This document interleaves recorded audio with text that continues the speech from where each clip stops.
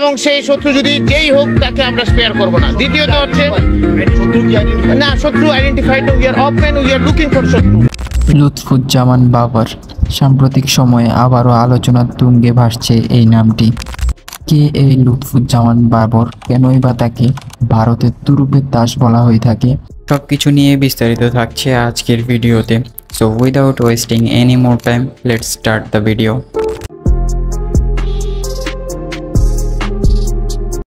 লুৎফুজ্জামান বাবর 1958 সালের 10ই অক্টোবর বাংলাদেশের নেত্রকোনা জেলায় জন্মগ্রহণ করেন। তিনি একই সাথে নেত্রকোনা 4 আসনের সংসদ সদস্য এবং বাংলাদেশের স্বরাষ্ট্র প্রতিমন্ত্রী ছিলেন।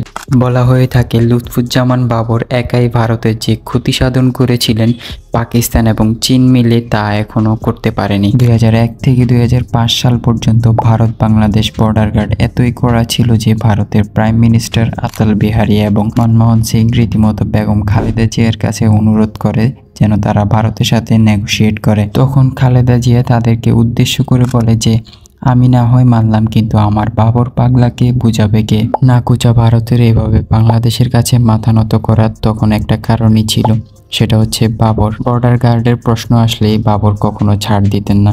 সেই সময়কার সাহসী সেনা এবং বিডিআর অফিসার এই বাবরের হাত থেকেই তৈরি হয়েছিল। তখন সীমান্তে এখনকার মতো সাধারণ বাঙালির লাশ ঝুলে থাকতো না, পড়ে থাকতো না সাধারণ বাঙালির মৃতদেহ।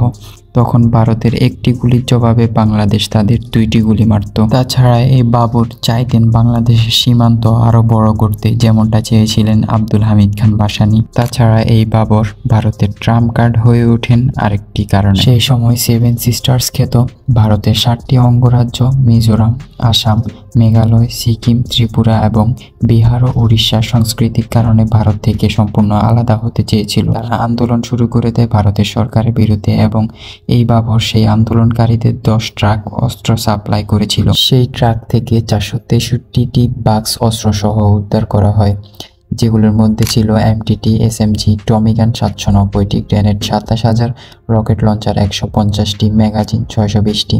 এগুলোর আনুমানিক মূল্য ছিল 27,000 কোটি টাকা। যদি বা তিনি এই অস্ত্রগুলো 7 সিস্টারে পৌঁছাতে ব্যর্থ না হতেন, তাহলে আজ অন্য রকমের ইতিহাস দেখতো সবাই। হয়তোবা ভারত নিজেদেরকে নিয়ে ব্যস্ত হয়ে পড়ে থাকতো, আর বাংলাদেশের পিছনে এত হাত দেওয়ার সময় থাকতো না।